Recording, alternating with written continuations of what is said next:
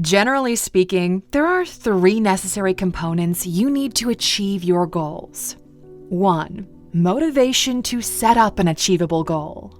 2. A system that can be tracked and measured.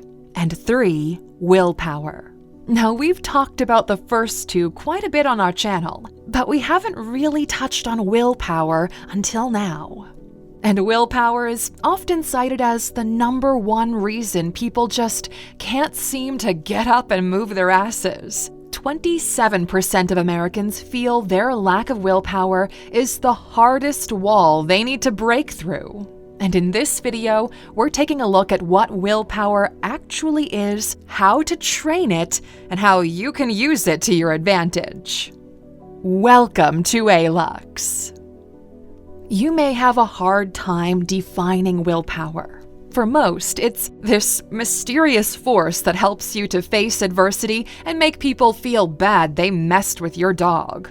In reality, though, psychologists define willpower as simply your ability to resist short-term temptation. And since distractions and temptations follow you around every corner, willpower may very well be the superpower that you need to turn your life around. There's a famous marshmallow test made by Walter Mischel in the 60s. He left kids alone in a room with a single marshmallow and told them they could eat it right away or wait for him to get back, in which case they would get to eat 2 marshmallows. Well, the results were mixed. Some kids ate the marshmallow right away, while others waited. It was proven that the kids who exerted self-control turned out to be more disciplined and successful adults who actually earned more money overall. There was also a follow-up study who followed kids from age 0 to 32 and proved the same theory. Self-control sits at the foundation of how well you perform in life.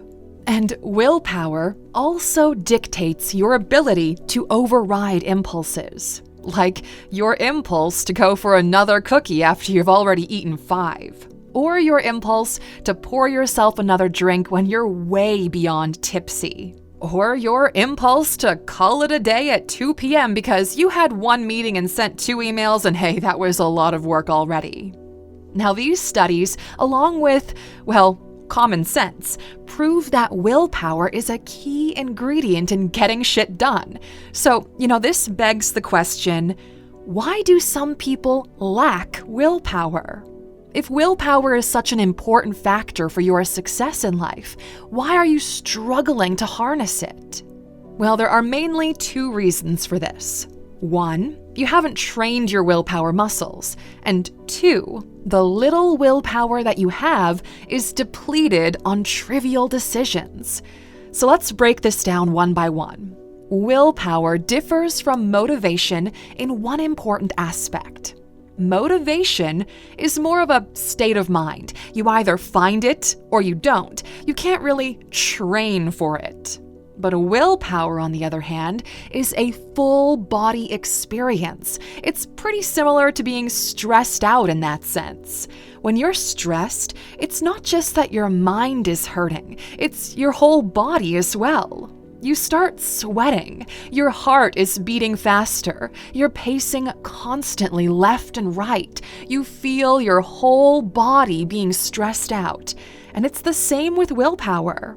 When you fight the urge to order pizza at 1 a.m., you actually feel a tension in your body, like you're physically fighting the temptation. And that's your willpower muscle flexing itself. And just like any other muscle, it can be trained to get stronger by exposure to resistance. You can actually become a willpower athlete. Now, full disclosure, we didn't come up with this term. We read it in a medicine paper from Stanford. In that same paper, it stated that your willpower muscle can be trained in 2 major ways. 1, actual physical exercise, and 2, meditation. Now, both of these activities change the structure of your brain to make it more resistant to stress and more powerful in its ability to self-control. Whenever you feel temptations, think of it like resistance training for your willpower muscle. It's an opportunity to train it or let the weight fall on your head. When you find yourself wanting to procrastinate, imagine that you're in a mental gym. You have a willpower rack in front of you and your procrastination as weights. Will you take the opportunity to train or not? Meditation has so many benefits, it's actually kind of astonishing how few people truly do it. That's one of the reasons we started our education platform with the Mind Mastery course. Go to Alux.com and check it out. And by the way, we've got a brand new website. We love it and we think you will too. Okay, back to the video. Just like any other muscle, willpower can become depleted. The second reason we mentioned is willpower depletion. There is a study where a group of people were exposed to the smell of fresh-baked cookies. Some were able to eat the cookies, while others had to eat radishes. The test was given to both groups, and what do you know? The group that ate the radishes quit 12 minutes in. That's because so much of their willpower was depleted from eating radishes instead of the cookies they were smelling to finish the test. It was just too much. As it turns out, your willpower energy can be depleted pretty fast. You have to make decisions and resist temptation every single day of the week, from what to have for breakfast, what to wear, and what to do. One of the reasons so many high-performing individuals have such basic routines and habits is to avoid willpower depletion. If you have 10 copies of the same outfit every morning, your decision on what to wear is pretty simple. And another way to avoid willpower depletion is to have overlapping goals. If you make a goal for yourself to have a short run every morning and another goal not to wake up so late every day, then you hit two birds with one stone. If you want to be healthier and learn how to cook, one decision takes care of the other. And so many people waste willpower energy by expecting too much of themselves in a really short time. They also will sometimes make incompatible goals. Let's say you want to hang out more with your close friends and also cut down on alcohol. Well, you might be faced with unnecessary decisions every time you go out as a group.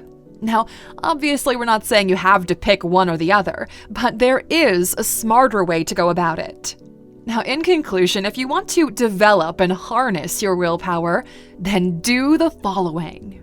1. Willpower is a whole body experience, so it's affected by your nutrition, exercise, and sleep, so do not neglect these. 2. Train your willpower muscle through exercise and meditation. 3. Take opportunities to resist temptations to further strengthen your willpower muscle. And 4. Don't overdo it. Too many back-to-back decisions will deplete your willpower energy. And speaking of decisions, a couple of weeks ago we published a video about some of the most important decisions you can make that have immense impact in your life. These are one-time decisions. You only have to make them once and you're done. You can check out the video by clicking in the top right corner or the link down below. We hope you find value in this video, and as always, we've got a bonus for the true Aluxers who stuck around until the end. There is a strong correlation between a lack of willpower and poor financial decisions. It's proven that once your willpower energy is depleted, your decision-making skills suffer. When a rich person goes car shopping, their concern may be what car looks the coolest or what engine sounds the meanest. They don't spend that much willpower. But when a poor person goes car shopping, they undergo multiple difficult financial decisions.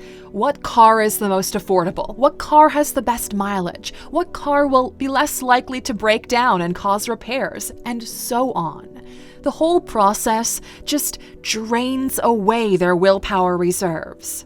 And when poor people have to face tough financial decisions on a daily basis, their financial decision-making skills will suffer exponentially. This means the more often they make difficult decisions, the more likely they are to make some bad calls.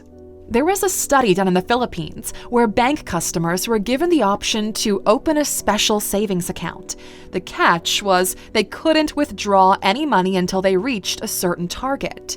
And those who opened up the savings account saved 82% more money than those who didn't. That's because they didn't have to make the decision of what to do with the money since they couldn't withdraw it.